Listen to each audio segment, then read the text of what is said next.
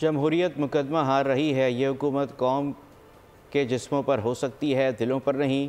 इस हुकूमत को नहीं चलने देंगे। मौलाना फजल रहमान ने एक बार फिर इलेक्शन के नताइज मानने से इनकार कर दिया है। कराची में न्यूज़ कॉन्फ्रेंस के दौरान कहा, किसी से ज़ाती झगड़ा नहीं जो हमें मनाया जाएगा। मौक़िफ़ वाज़ेह है कि इलेक्शन में धांधली हुई है।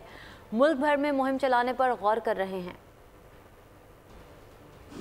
एक पार्लियामेंट है जिसमें कुछ लोग अपने आप को हुक्मरान कहलाएंगे कि दिलों पर वो हुकूमत नहीं कर सकेंगे। उनके जिस्मों पे तो शायद हुकूमत कर सकें, लेकिन कौम दिल से इसको तस्लीम नहीं करेगी। ये हालात हम न तस्लीम करते हैं, न इसको हम कबूल करते हैं। इसके ख़िलाफ़ भरपूर अवामी रद्द-ए-अमल आएगा, लेकिन हम उसको मुनज़्ज़म तरीके से आगे बढ़ाना चाहेंगे। हमारा कोई ज़ाती झगड़े किसी के साथ नहीं है कि वो हमें मना लेंगे। मैंडेट मिला है जो 2018 में मिला था, उस वक्त धांधली नहीं थी, आज धांधली क्यों है?